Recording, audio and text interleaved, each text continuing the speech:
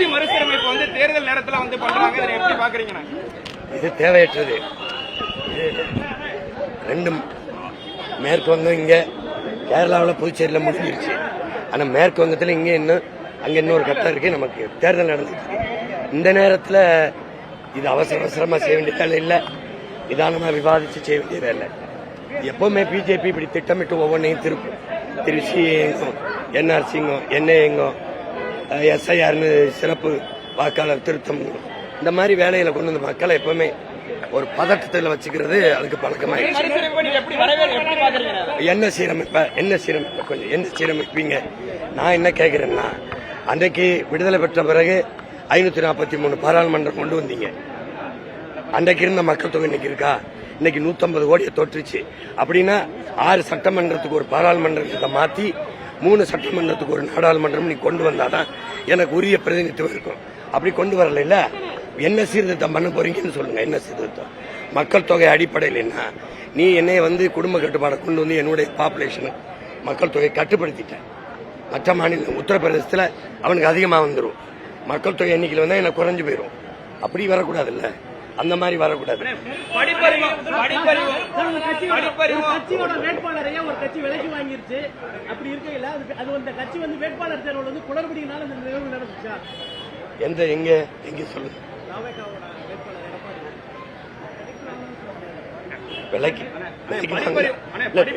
விலைக்கு வாங்கினதுன்னு சொல்றாங்களா? இது அவரு இந்த கட்டுத்தொகை போட்டதுல பிரச்சனையா என்னன்னு நமக்கு தெரியல.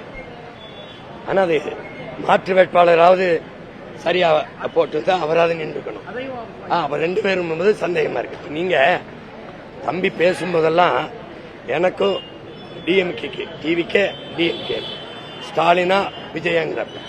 ஆனா அவர் பாருங்க ஊழல் கட்சி ஒழிக்கணுங்கிறாரு. ஐயா எடப்பாடி தொகுதியில போட்டி போடல, அந்த தொகுதிக்கு இவர் போகல. சரி, போட்டி போடல, பரப்புரை.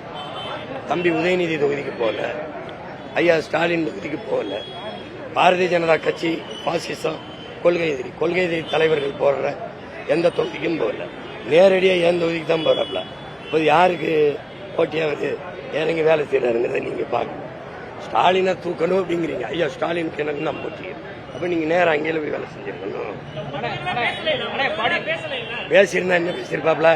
ஒரு Fidel Castro, Martin Luther king, Malcolm X மாதிரி பேசியிருப்பாப்லையா? பேசல. பேசியிருந்தா என்ன பேசியிருப்பாப்ல?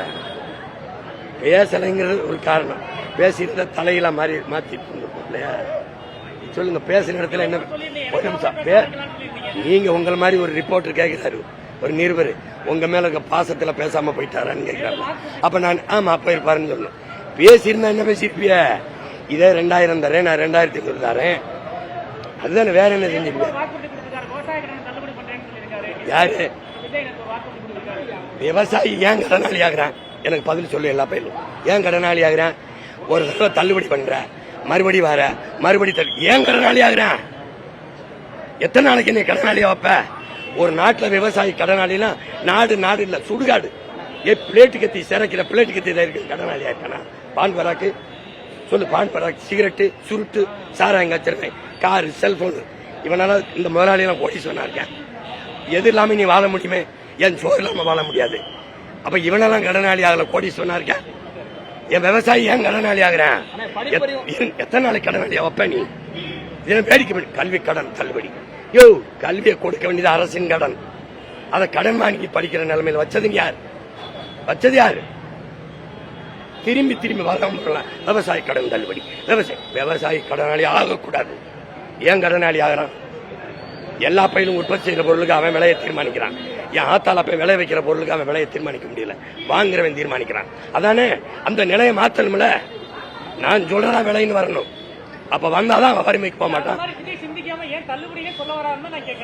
அது இந்த திராவிட திமுகவுக்கு இடையில இது பாருங்க.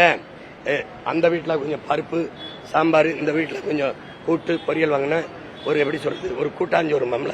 அது மாதிரி திமுக கொஞ்சம், அதிமுக கொஞ்சம். இவர் 2000, அவர் 2000, நான் 2500. புரியுதா? தாலிக்கு அரைப்பவன், நான் ஒருபவன். அதே தானே இவங்க விவசாய கடனை தள்ளுபடி. நான் தான் சொல்றேன், என்ன ஆட்சியில விவசாயி கடனாளியா ஆக மாட்டான். இதுவரை இருந்த கடன் தள்ளிடும். இனிமேல் 1 ரூபா கடனாளியா என் விவசாயி ஆக மாட்டான். கல்வி கடன் இல்ல, கொடுக்க வேண்டியது அரசின் கடன். இதுவரை பெற்ற கடனை தள்ளுபடி பண்ணி இனிமே சிறந்த கல்வியை நான் என் பிள்ளை கொடுத்துருவேன். 1 ரூபா கடன் வாங்கி நீ படிக்க வேண்டிய தேவையில்லை. கடன் ஏன் கடன், கவர்மெண்ட் கடன். அது நான் கொடுக்கணும் கல்வியை, அரசின் கடன் இல்லையா அது. அதை விட்டு என்னை காசு வாங்கி படிக்க வைக்கிற நிலைமையில வச்சு விட்டு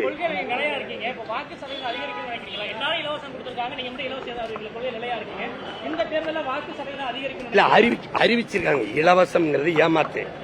என் ஆத்தால் அப்பனை அண்ணன் தம்பிய ஏமாத்தணும்னு நினைக்கிறாங்க அவங்க. நான் அந்த நிலையிலிருந்து மாத்தணும்னு நினைக்கிறேன். இவங்களுக்கு எப்படியாவது என் இனத்தை ஆளணும்னு வெறி இருக்கு. எனக்கு எல்லா மக்களையும் போல என் இனமும் வாழணுங்கிற வெறி இருக்கு. இது ரெண்டுக்கும் கோட்பாடு புரியுதுன்னு நினைக்கிறேன். எங்க அம்மாவோ எங்க அப்பாவோ எங்க சின்னத்தா பெரியத்தாவோ கையேந்திரது எனக்கு தன்மான இழப்பா இருக்கு, கொதிக்கிறேன். அதனால இந்த இலவசத்தை ஒழிக்கிறேன்.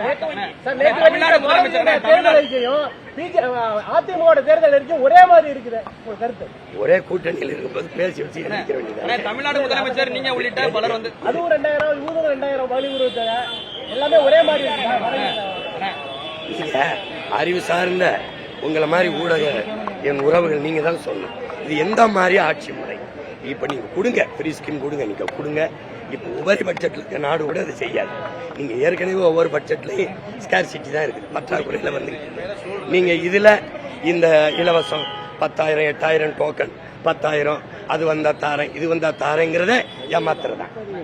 நான் என்ன சொல்றேன், நான் 3 தரேன், கட்டணம் இல்லாம தாரேன், சிறந்த கல்வியை தாங்குறேன்.